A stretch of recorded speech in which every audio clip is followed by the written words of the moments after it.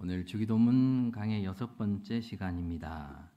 순서에 따라 오늘은 용서의 문제를 살펴보려고 합니다.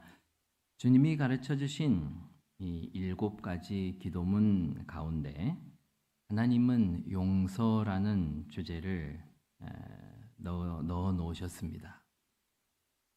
주기도문은 우리 성도가 붙들고 나가야 할 삶의 주안점이라고 했는데 그 가운데 하나로 용서라는 주제를 하나님이 넣으셨다고 하는 것은 그것이 우리에게 중요한 의미가 있다고 하는 것이 아니겠습니까? 예, 중요한 의미가 있는 주제입니다. 그렇다면 그것이 왜 중요한가? 또 우리가 이 용서를 어떻게 해야 할 것인가? 오늘 용서에 대해서 우리가 한번 생각해 보고 또 우리가 용서에 관해 가지고 있는 또 오늘 본문 구절에 관한 오해하고 있는 부분, 이러한 부분도 있어서 그런 부분에 오해가 좀 이렇게 바로잡게 되기를 이 시간 통해서 바로잡게 되기를 원합니다. 미리 조금 말씀드리자면 용서라고 하는 것은 우리의 구원과 관련이 있습니다. 우리의 구원은 죄를 용서받는 것이 포함되어 있기 때문입니다. 물론 우리가 받는 구원은 죄 용서뿐만 아니라 칭의와 양자, 성화 등 여러 가지 많은 내용이 있지만은 그 중에서도 죄인된 우리를 회복시키기 위해서 급선무가 이 죄 문제의 해결이기 때문에 이 죄 용서는 구원에 있어서 매우 중요한 요건이 됩니다. 그래서 이 죄 문제 또 이 죄를 어떻게 해결하는가 하는 것과 관련해서 용서, 우리가 용서를 받았기 때문에 이 죄 문제가 해결된 것이라는 거죠. 그러면 우리가 받은 이 용서가 어떠한 용서인가? 이것을 우리가 이 땅에서 공부해야 합니다. 제가 이런 말씀을 많이 드리는데 우리가 이 땅에 살아가는 이 광야와 같은 인생을 살아가는 이유가 뭔가? 하나님이 우리를 택하시고 바로 영원한 천국에서 살게 하시면 서로 편리할 텐데 왜 이 광야라고 하는 인생을 중간에 끼워 넣으셨는가? 광야를 통과해서 가나안 가도록 하셨는가? 그 이유를 제가 뭐라고 했습니까? 이 광야를 학교와 같다, 공부하는 과정이다, 이렇게 말씀을 드렸습니다. 우리가 이 땅에서 하나님을 배우고 우리가 어떤 구원을 받았으며 우리 하나님은 어떤 분이시고 우리가 영원히 살게 될 하나님 나라는 어떤 것인지 이 땅에서 열심히 공부하다가 졸업해서 천국 가는 것이라고 이해하시면 좋겠습니다. 우리가 학생으로서 이렇게 공부를 하다 보면 중요 과목이 있고 또 그 중요 과목이 대부분 어렵습니다. 영어, 수학이 어렵고 또 수학 중에서도 미분, 적분이 어려운 거죠. 오늘 용서가 그런 중요 과목 안에 있는 어려운 거다, 이렇게 생각하시면 또 될 것 같습니다. 이 어려운 주제인데 이것을 하나님이 우리에게 어떻게 좀 쉽게 잘 공부할 수 있도록 가르쳐 주시는 부분이 있습니다. 그걸 오늘 저 여러분이 잘 배웠으면 좋겠습니다. 여러분은 지금까지 살아오시면서 용서하기 힘든 사람을 만난 적이 있었습니까? 용서를 많이 해보셨습니까? 혹시 지금 여러분의 마음속에 용서가 잘 되지 않는 그런 사람이 있는지도 모르겠습니다. 젊은이들 가운데 한간에 이런 말이 있습니다. 강단에 부족한 용어라 정확하게 제가 말씀을 못 드리지만 이런 질량 보존의 법칙, 이상한 사람 질량 보존의 법칙이라고 하는 게 있습니다. 원래는 다른 이름인데 제가 약간 순화시켜서 이상한 사람 질량 보존의 법칙. 이게 무슨 말인가? 우리 주변에 가면요, 어디 가든 일정량의 이런 이상한 사람이 항상 존재한다. 이런 얘기입니다. 우리가 학교를 가도 군대에 가면 좀 이런 게 많은 것 같고, 직장에 우리 회사에 가면은 마음에 안 드는 사람이 있습니다. 미운 사람이 꼭 하나 정도는 있고, 괴롭히는 직장 상사가 있다든지 그런 겁니다. 이런 사람들이 항상 어디 가나 있다. 질량 보존의 법칙. 가정에 가면 그런 사람이 없었으면 좋겠는데 그것 역시 없기가 쉽지 않습니다. 우리 가족 가운데도 안타깝게도 우리의 마음을 얽히고 가는 그런 사람이 있을 수 있습니다. 다들 우리가 좋아서 모이는 친구 모임이나 동호회, 다들 이런 친목회 같은 데 가도 꼭 마음을 아프게 하는 그런 사람들이 있는 것을 우리가 경험을 통해 알고 있습니다. 그래서 사람들은 이런 이상한 사람 질량 보존의 법칙 이런 말을 합니다. 여기 이렇게 법칙이라는 단어를 쓰는 이유가 뭡니까? 보통 우리가 자연의 법칙, 물리학의 법칙은 과학적 실험과 연구를 통해서 충분한 실험을 통해서 그것이 진리라고 밝혀지게 되면 거기다가 법칙이라고 부르는데, 이게 우리 삶 속에서 오랜 세월 우리가 다 살면서 이미 입증이 됐다는 말이죠. 이런 사람들은 어디 가나 있다. 또 이런 말도 있습니다. 세상을 지탱하는 두 가지 힘이 있는데, 하나는 사랑이라는 힘이고 또 하나는 증오라고 하는 힘이라고 합니다.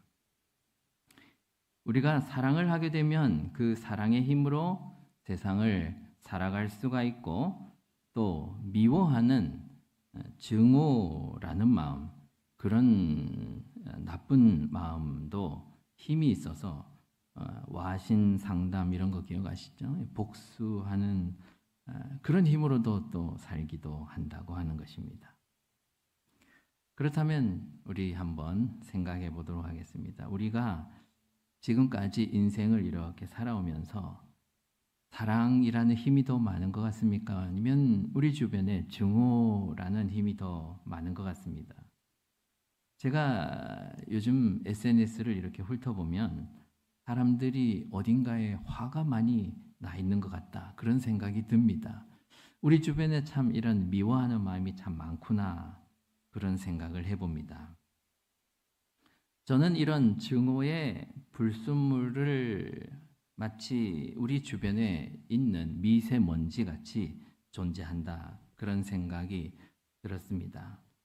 공기가 분자가 이렇게 1세제곱센티미터 조그마한 이 1평방 센티미터 조그마한 손톱만한 공간 안에 공기 분자가 몇 개가 있는가 과학자들이 세봤더니 이 조 단위를 넘어요. 3,000경 개가 있습니다.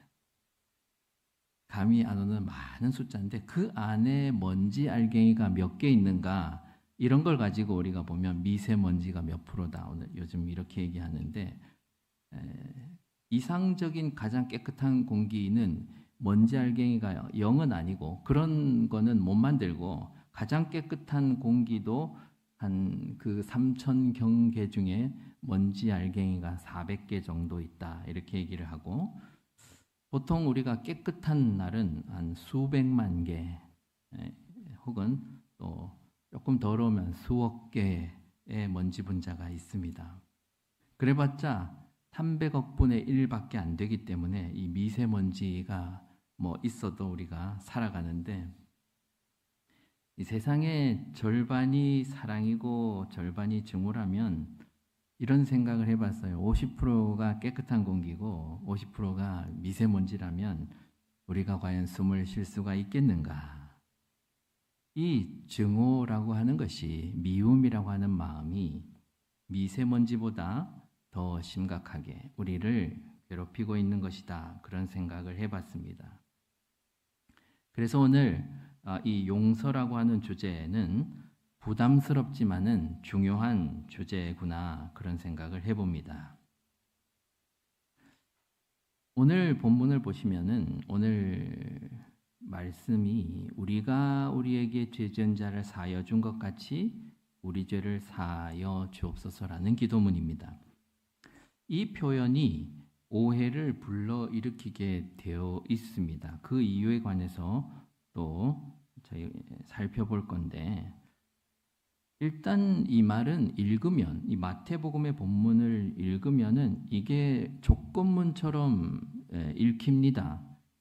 우리가 만약 뭘 하면은 뭘 해준다, 이런 조건문처럼 읽히는 것입니다.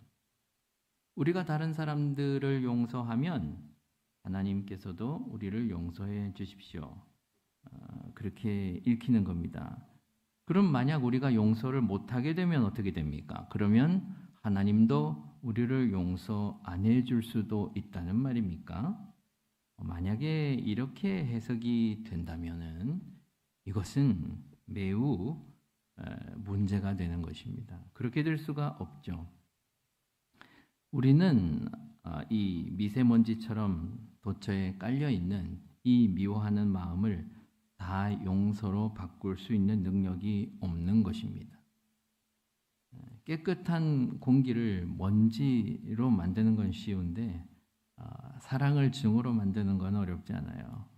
그냥 우리 성정 그대로 살아가면 됩니다.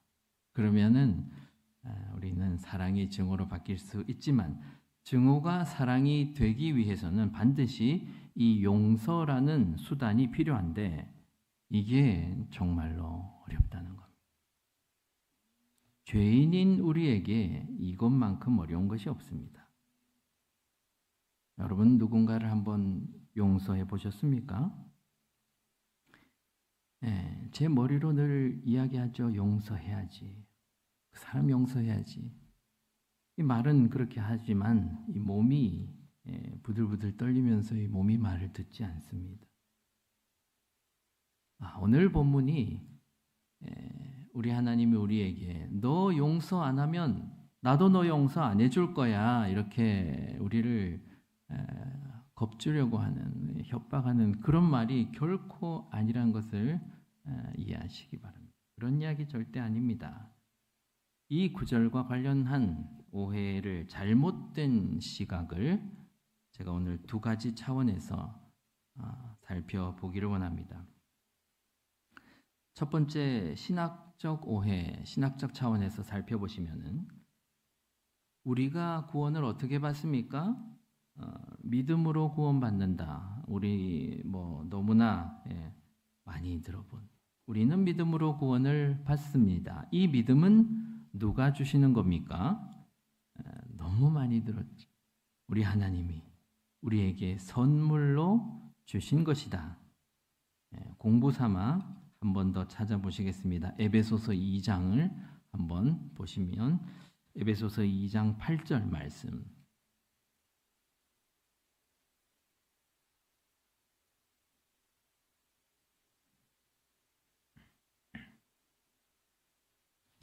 에베소서 2장 8절 말씀을 같이 합독하시겠습니다. 시작. 너희는 그 은혜에 의하여 믿음으로 말미암아 구원을 받았으니 이것은 너희에게서 난 것이 아니요 하나님의 선물이라. 아멘. 우리는 믿음으로 구원을 받는데 이 믿음이 우리 것이 아니라 하나님이 주신 선물이라고 하고 있습니다.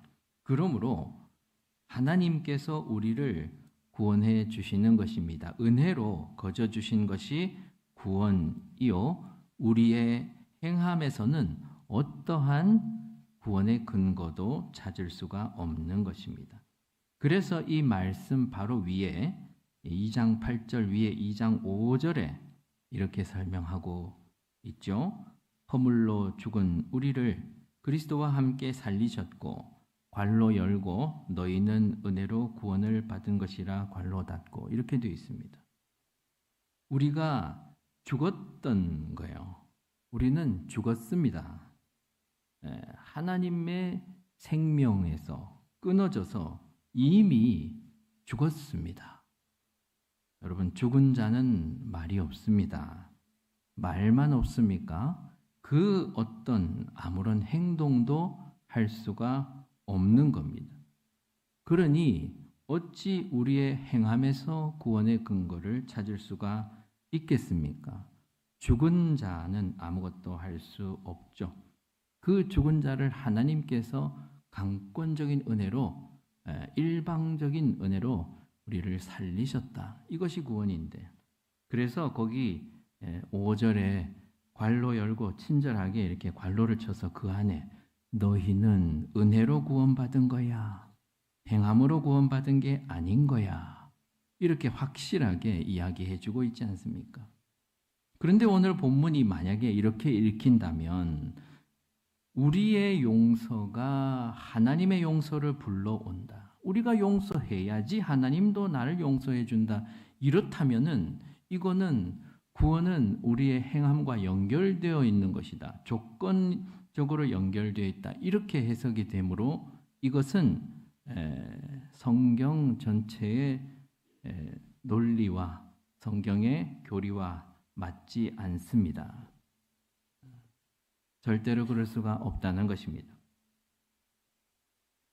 또 용서 자체에 대해서 우리가 오해하고 있는 부분을 보면, 용서가 만약 구원과 조건으로 연결되어 있다면 사람들은 이것을 의무화해서 네가 남을 용서해야지 구원받으니까 강요하는 일이 생깁니다. 만약에 그렇게 이상한 생각을 하고 있는 사람이 있다면 사람들에게 강요를 해요. 용서를 필수적인 것으로 생각하고 이거는 꼭 해야 된다.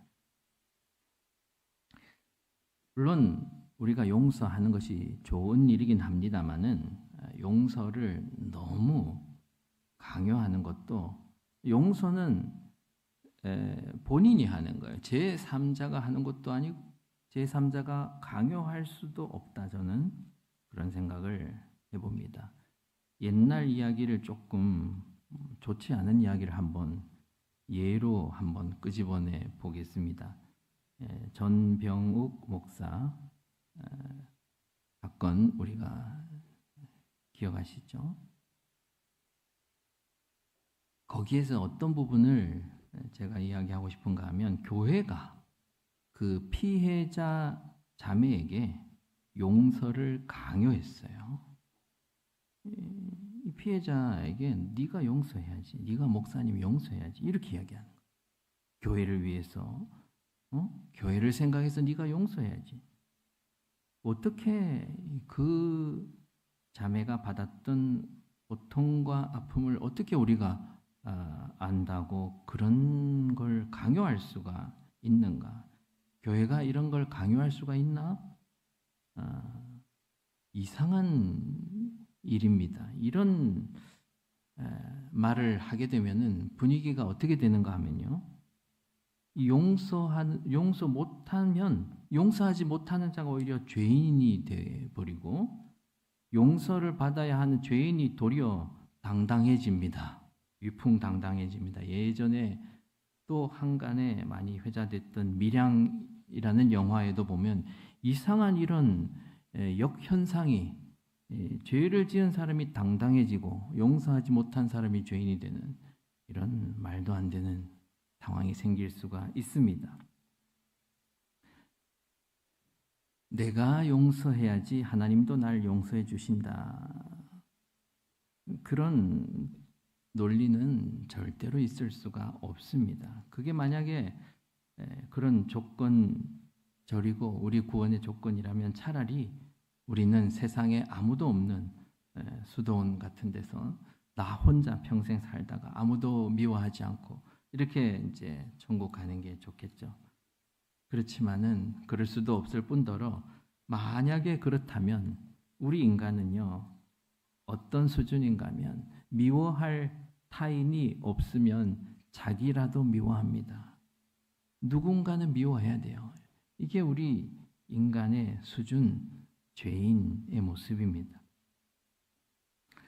이 본문이 왜 이렇게 오해를 불러일으키는가 하면 언어적인 오해와 관련이 있습니다. 좀 어려운 얘기가 될 수가 있겠습니다만은 이 아람어를 모국어로 쓰는 유대인들과 오늘 신약 성경이 기록된 헬라어와의 그 간격 때문에 이런 오해가 생겼고, 그것이 또 오늘날 이렇게 우리에게 번역되어 주어지기까지 우리가 봤을 때 그렇게 여겨지게 된 부분이 있는데요.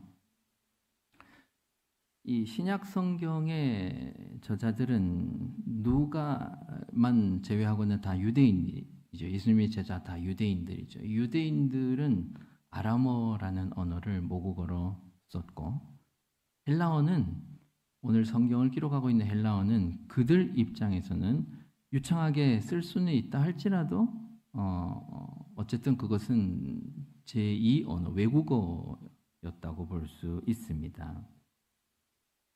이 아람어라는, 그들이 모국어로 사용한 아람어라는 언어에는 희한하게도 시제가 없습니다. 시제. 과거, 현재, 미래. 우리말에도 있고 오늘날 현대어에 다 있는 동사의 과거형, 미래형, 했다, 할 거다. 이 미래형, 그죠? 하고 있다. 이거 현재형.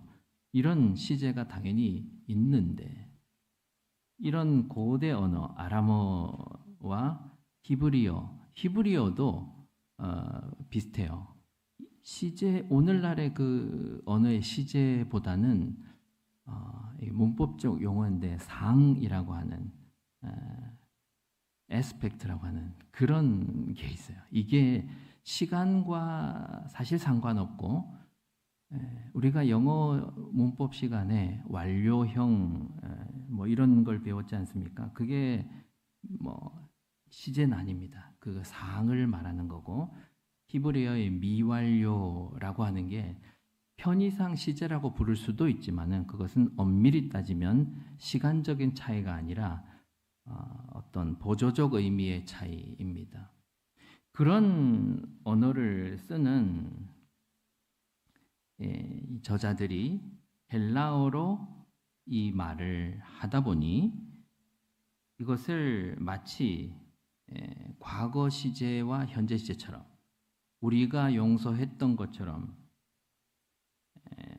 부사절 안에는 이미 우리가 용서했는데 그것처럼 주절 안에는 우리 죄를 용서하옵소서, 이건 현재처럼 이렇게 표현을 한 거예요. 분명히 이것은 이 저자는 그런 생각을 갖고 쓴 게 아니라고 합니다.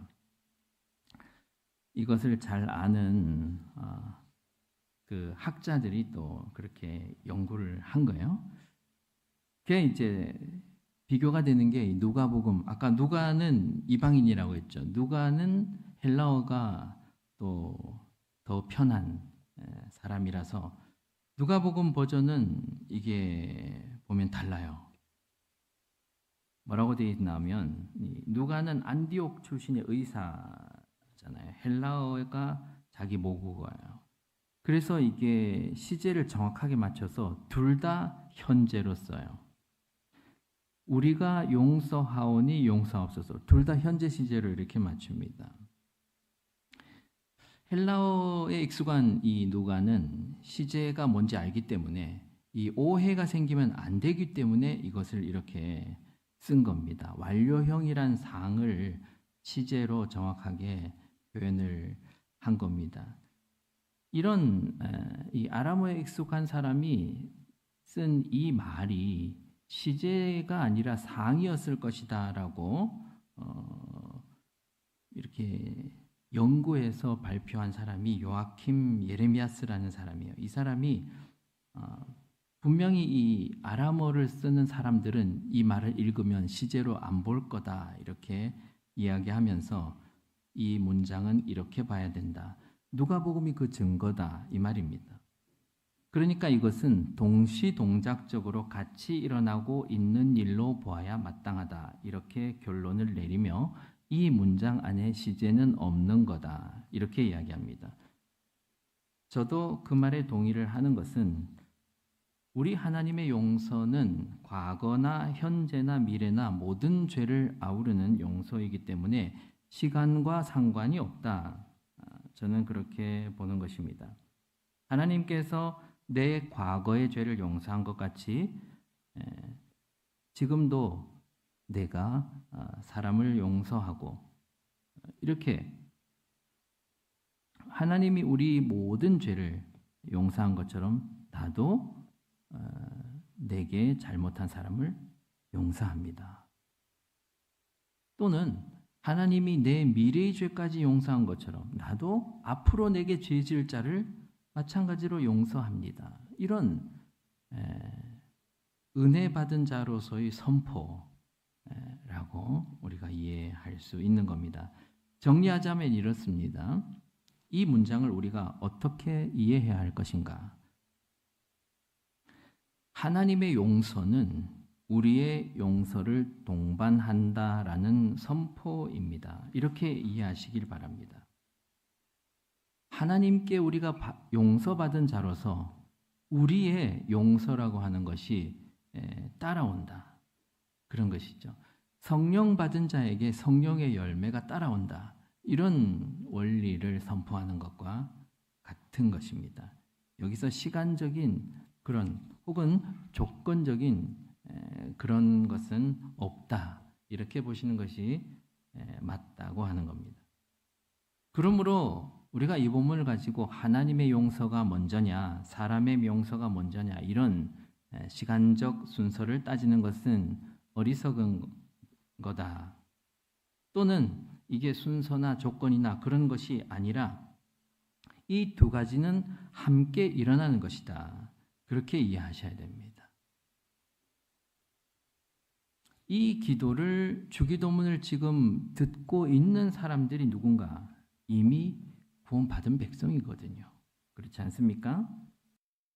백성. 저와 여러분도 마찬가지고 예수님이 지금 하시는 이 말씀을 듣고 있는 제자들도 이미 구원받은 그 말은 무슨 말입니까? 구원과 용서는 밀접한 관련이 있다고 했죠. 이미 용서받은 그 사람들에게 하나님이 하시는 말씀이에요. 이미 용서받은 사람이 이 말을 듣고 있는데 무슨 우리가 용서해 줘야 용서받는다. 이건 말이 될 수가 없는 말이죠. 순서를 따질 필요가 없다고 했지만 굳이 순서를 따지자면 우리 하나님의 용서가 훨씬 먼저 아니겠습니까? 우리가 죽었을 때 이미 우리를 용서하시고 살리셨고 그런 차원에서 우리 하나님의 나라는 시간이 없어요. 이미 창세 전에 작정하셨고 이미 창세 전에 우리를 택하시고 이미 창세 전에 우리를 구원해 놓으시고 창세 전에 이미 십자가가 섰습니다, 여러분. 그래서 우리가 용서받았으니까 이렇게 백성 되어서 공부를 하고 있는 거 아닙니까? 하나님 공부를 하고 있는 거 아닙니까? 그런 용서받은 자들에게 어떤 일이 일어나는가 하면 우리의 용서도 더불어 일어나게 된다라는 선포를 우리 하나님이 지금 하고 계신다. 그렇게 이해해 주셨으면 좋겠습니다. 자, 이렇게 신학적인 오해를 풀고 또 언어적인 오해를 풀고 이 문장을 제대로 이해했다고 해서 모든 문제가 다 해결되는 게 아닙니다. 무슨 문제가 남았습니까? 현실적인 문제. 동시에 우리의 용서가 일어난다고 선포는 했는데 사실 우리 용서 안 되잖아요. 저와 여러분은 지금까지 얼마나 많은 사람을 용서하고 살았습니까? 어떤 사람은요, 자기는 사람들을 많이 용서했대요. 그런 사람을 본 적이 있습니다. 나는 지금까지 내게 잘못한 사람 다 용서하고 살았다. 용서 못한 사람 하나도 없다. 그런데요, 과연 그럴까? 우리 인간의 용서는 한계가 있습니다. 비교적 성품이 온유하고 잘 참고 너그럽고 그런 사람도 그죠? 한번 폭발하면 아주 무서운 경우가 많죠. 그런 사람들이 화를 내면서 폭발하면서 쏟아내는 말들을 한번 들어보십시오. 다 나와요. 옛날에 했던 거, 저 옛날에 했던 거. 그동안 봐줬던 거, 참아줬던 거 다 나오는 겁니다. 무슨 말입니까? 그냥 마음 중심에 있었던 것이 저 밑에 이렇게 밀어 놓은 겁니다. 없어진 게 아니란 거예요. 지금 막 이렇게 증오의 마음이 들끓는 것은 아니지만 일단 마음 가장자리로 이렇게 밀어놨다가 여차하면 이거 다 다시 나옵니다. 그건 진짜 용서가 아니에요. 베드로가 이 용서에 대한 이야기를 예수님에게 질문을 하면서 이런 이야기를 합니다. 마태복음 18장 21절 말씀에 베드로가 이렇게 이야기하죠. 그때 베드로가 나와 이르되 주여 형제가 내게 범죄하면 몇 번이나 용서하여 주리까? 7번까지 하오리까? 이렇게 물어본 거죠. 지금 이 베드로가 주님 내가 몇 번 용서해 줄까요? 7번 용서할까요? 라고 말한 것은 자기 딴에는 대단히 잘한다고 말하는 거예요. 그 당시 사회 통념을 훨씬 넘는 용서를 얘기한 겁니다. 어떤 통념이 있었는가 하면요. 3번이라는 통념이 있습니다. 3번. 3은 완전수니까 누군가가 어떤 사람을 3번 용서했다. 그러면 그 사람은 굉장히 자비로운 사람이다. 이렇게 얘기하는 거예요. 이 히브리인들이 가지고 있던 구약의 법에는 눈에는 눈, 그죠? 그대로 갚아주는 그런 게 구약의 법인데 3번이나 참았다. 그러면 굉장히 많이 참은 거예요. 이 베드로가 그래서 좀 자기 의에 약간 고취되어서 이 정도면 거기에다가 4번을 더 써서 7번, 7도 좋은 수니까 7번을 얘기하면 예수님도 나를 좀 칭찬해 주시겠지. 이런 생각으로 이 말을 꺼낸 겁니다. 근데 여러분 잘 아시다시피 베드로는 그렇게 잘 참는 사람이 아닙니다. 그렇죠? 말고의 길을 확 잘라버리고 하여튼 그런 오히려 분노 조절이 잘 안 되던 그런 사람인데 7번 이야기를 예수님께 칭찬받으려고 이렇게 하는 거죠. 우리도 생각해 보면 7번 참기 어렵습니다. 그런데 예수님이 뭐라고 말씀하시는가 하면요. 7번이 아니라 7번의 70번까지라도 용서해라라는 뜻밖의 말씀을 하십니다. 490번, 490번까지 참아라. 이게 무슨 말인가 하면 이 완전히 7보다도 더한 거. 그 말은 이거예요. 없애라는 거. 완전히 없애라. 아까 제가 말씀드렸던 거 우리는 그거 안 된다고 했죠. 용서하는 것 같아도 있다는 거예요. 부부간에도 그런 거 있지 않습니까? 내가 다 잊었다. 근데 20년 있다가 나와요. 부부싸움 할 때. 내가 그것도 참아줬는데 이거 없어진 거 아니라고요. 근데 예수님 말씀은 그거예요. 7번씩 70번이라도 이 말은요. 완전히 없어져야 그게 용서다. 이런 용서를 과연 누가 할 수가 있단 말씀입니까? 우리는 못한다는 거 예수님 아십니다. 그래서 바로 이어서 예수님이 예화를 하나 들려주시는데 오늘 말씀의 열쇠를 가지고 있는 이야기, 우리 주님이 들려주시는 말씀이 그 다음에 23절부터 35절까지 나오는데 집에 가셔서 한번 보시기 바랍니다. 우리가 잘 아는 비유 1만 달란트 탕감받은 종 이야기, 너무나 잘 아는 이야기죠. 잠시 또 한번 또 기억을 되살려서 말씀드리자면 한 왕이 있었고 그 왕에게 1만 달란트 빚진 종이 있었어요. 자, 1만 달란트. 이게 말이 1만 달란트지 이렇게 말은 해도 이것은 환산할 수 없는 돈입니다. 굳이 오늘날 화폐로 환산하면 대략 한 30조 정도 된다고 하더라고요.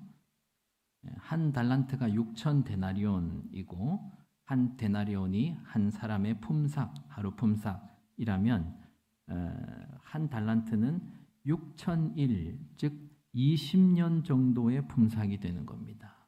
한 사람이 노동자가 20년 동안 월급을 받아서 1원도 쓰지 않고 모으면 한 달란트가 되는 겁니다. 근데 그게 1만 달란트니까 거기에 만을 곱하면 어떻게 되는가? 20만 년의 품삯이 되는 이거는 우리가 20년 이것도 크지만 인간이 살 수도 없는 도저히 우리가 평생 그죠? 예수님 때부터 우리 아브라함 때부터 쳐도 한 6천 년 되나요? 그걸로도 안 되죠. 20만 년을 숨도 안 쉬고 일하고 한 푼도 안 쓰고 밥도 안 먹고 옷도 안 사 입고 모아서 갚을 수 있는 돈. 그래서 이 말은 그냥 우리가 못 갚는다 이 말이죠. 못 갚는다. 근데 이제 이 종의 반응이 웃깁니다. 이 종이 뭐라고 하냐면요. 시간을 좀 주십시오. 조금만 기다려 주십시오. 그럼 제가 꼭 다 갚겠습니다. 이게 말도 안 되는 이야기. 얼마나 기다려줘야 됩니까? 20만 년 기다려줄까요? 안 되는 거예요. 그래서 이 왕이 그냥 용서해 줍니다. 이 종이 불쌍하고 하니까 그냥 용서해 줬죠. 이 종이 얼마나 기뻐했습니까? 그 당시 문화로 보면 빚을 못 갚으면 어차피 종은 종인데 또 자기 아내, 자기 아이들까지 다 종으로 팔려가고 이렇게 해야 되는 관례인데 모든 걸 다 탕감받고 너무 기뻐서 집으로 가는데 자기에게 100데나리온 빚진 친구를 만나요. 이 친구를 보자마자 너 빚 갚아 이렇게 하는 거죠. 그래서 이 말을 들은 왕이 괘씸해서 옥에 가두었다. 그런 이야기죠. 이 이야기가 왜 나왔을까? 제가 이제 이 이야기를 좀 생각을 해보면서 참 나쁜 사람이긴 하죠. 1만 달란트를 용서받았는데 100데나리온을 용서 안 해준다. 그런데요, 제가 이 사람을 쭉 생각해 보면서 묘한 공감대가 생긴다는 느낌을 받은 겁니다. 이게 뭔가 하면 이 사람이 물론 큰 돈을 이제 탕감을 받고 이 사람 돈이 없잖아요. 그 1만 달란트 물론 어마어마한 큰 돈이긴 한데 100데나리온은 한 2천만 원 정도 된다고 해요. 그러면 그거는 그건데 그래도 이 사람에게 2천만 원이란 돈이 있으면 좋잖아요. 여러분 같으면 어떻겠습니까? 그 돈 있으면 좀 좋겠다 이런 생각 할 수 있지 않을까요? 자기가 용서받은 거 잊어버리고 나도 살아야 되니까 돈 달라고 하는 거예요. 어쩌면 나라도 그럴 수 있었겠다. 저는 그런 생각을 해봤습니다. 저와 여러분이 그런 수준이라는 것을, 그런 존재라는 것을 우리 하나님이 아시고 우리에게 이런 말씀을 하시며 또 성경에 이런 걸 넣어주신 겁니다. 우리는 체질적으로 용서와는 거리가 먼 죄인입니다. 우리는 악착같이 이렇게 움켜쥐어야 마음이 편하고 그래서 인간들이 태어날 때 이렇게 손을 움켜쥐고 불끈 주먹을 쥐고 이렇게 태어나서 그렇게 살다가 언제 그 손을 놓는가? 죽어서야 그 손을 놓는다. 이렇게 하지 않습니까? 그래서 인간은 체질적으로 용서가 어렵고 용서하는 척만 할 뿐이고, 그래서 오늘 우리 예수님께서 그런 우리를 아시고 주기도문을 통해서 이렇게 불가능한 용서의 문제를 어떻게 공부할 것인가, 이걸 좀 가르쳐 주시려고 하는 겁니다. 이거는 너무너무 중요한 과목이라 우리가 잘 배워야 되는데 너무 또 어렵다는 거예요. 우리가 용서받고 구원받는데 이게 뭔지 알아야 되니까 중요한 건데 너무 어렵기 때문에 우리 하나님이 여기에다가 힌트를 좀 주시고 있어요. 어떻게 공부를 할까? 두 가지 힌트를 제가 이 말씀에서 발견을 합니다. 첫 번째는 뭐냐면, 오늘 제목이 같이 하는 용서, 제가 이렇게 되어 있는데, 같이 하는 용서. 우리가 해야 되는 용서는 같이 하는 용서가 되어야 됩니다. 같이 하는 용서. 이 가치를 두 가지로 제가 해석을 해봐요. 두 가지. 1만 달란트 탕감받은 종이 다른 4개의 빚진 자를 용서 못한, 자기가 큰 빚 용서받았는데 4개 빚진 작은 빚 내가 용서 못한 그 원인이 어디에 있는가? 여러분, 뭐가 잘못인 것 같습니까? 저는 이렇게 봤어요. 그가 왕의 앞을 떠났기 때문에, 그가 왕의 앞을 떠났기 때문에 왕의 앞을 떠나서 왕이 이제 내 눈에 보이지 않아요. 그런 상황에서 이 빚진 사람을 만난 겁니다. 그게 문제입니다. 여러분 한번 생각해 보십시오. 만약에 이 빚진 자를, 100데나리온 빚진 친구를 왕 앞에서 같이 이렇게 만났으면 어떻게 될까요? 어이 친구야, 그래, 내가 지금 엄청 큰 은혜를 받았어. 근데 너 그 돈 나 좀 줄래? 이렇게 하기 어렵다는 거예요. 이 동시적인 상황에서 막 이런 일이 일어나면 이게 잘 이런 반응을 보이기 어렵다. 그래서 오늘 뭡니까? 같이 묶은 거예요. 같이. 동시다발적으로. 우리의 용서와 하나님의 용서를 같이 묶어두신 것입니다. 이거는 우리에게 용서를 강요하기 위해서 그런 거 아니에요. 너도 용서해야지 내가 용서해 주지. 하나님 이렇게 협박하려고 하는 거 아니고, 용서가 쉬운 게 아닌데 이 상황에서 우리의 용서를 강조하려고 하는 것이 아니라 우리 하나님의 용서를 강조하려고 하는 거예요. 이 문장은요, 우리가 용서하는 것, 그거보다 더 중요한 것이 뭔가 하면, 도무지 갚을 길이 없는 이 1만 달란트 용서받은 그 왕 앞으로 우리를 데려가게 하기 위한 문장입니다. 이 문장은 그 은혜의 현장 앞에 우리를 세우려고 하는 말이에요. 너도 그 앞에 있어야 된다. 우리가 그 왕 앞에 선다면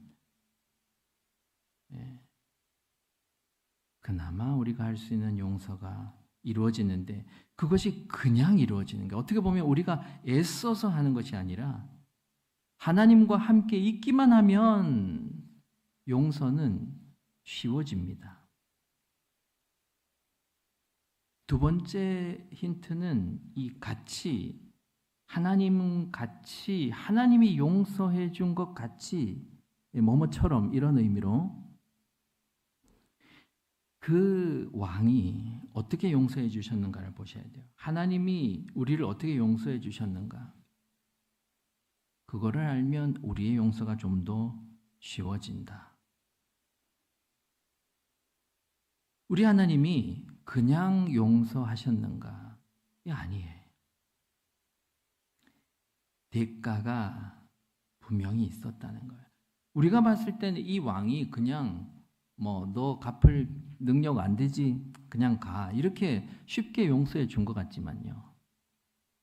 사실은 그 1만 달란트를 그 왕이 대신 갚은 거죠. 그 왕이 대신 손해를 본 거죠. 그런 거 아니겠습니까? 왕이 잃어버린 1만 달란트라는 그 손해, 그것이 저와 여러분이라는 질그릇 속에 담겨 있는 보배 되신 그 예수님입니다. 그분이 바로 이 왕이 잃어버린, 우리를 용서하기 위해 잃어버린 지불한 대가라고 하는 것입니다.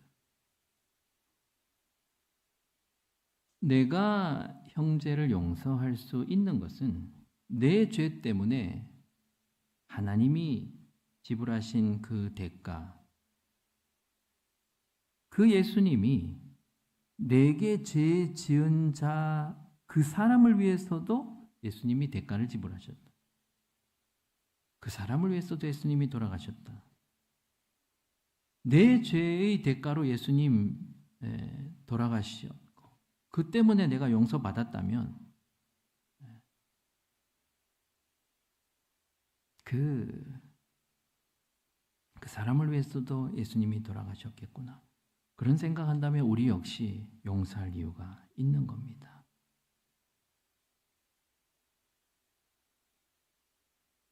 내 죄 때문에 돌아가신 예수님의 그 가치, 그 값어치, 우리 하나님의 그 사랑, 그것을 우리가 이해한다면 우리도 형제를 용서할 이유가 충분히 있습니다. 오늘 두 가지 말씀을 드렸는데요. 하나님과 같이 있어서 우리의 용서가 쉬워질 수 있다. 하나님이 우리를 용서하기 위해 지불하신 그 대가, 예수님을 우리가 기억할 때 우리의 용서가 쉬워질 수 있겠다. 그런 말씀을 드렸습니다. 용서는 우리가 하나님 앞에 죄인으로 서 있을 때 가능한 일입니다.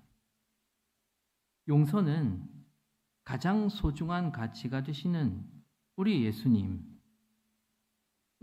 앞에 우리가 설 때 그분이 나를 용서하기 위해 가치로 지불되었다는 것을 알 때 저절로 이루어질 수가 있는 것입니다. 우리의 힘과 노력으로 억지로 애쓴다고 용서가 될 수가 있는 것이 아닙니다. 우리는 죄인이라 결코 우리의 성정으로는 그 누구도 용서할 수가 없는데 어떻게 하면 된다고요? 은혜 앞에 있는 것입니다. 나를 용서한 그 왕 앞에 왕을 떠나지 말아야 합니다. 그것이 포인트입니다. 같이, 하나님과 같이 있어야 됩니다. 왕 앞에 있으면 어떻게 되는가 하면요. 은혜의 소낙비가 내리는 거예요.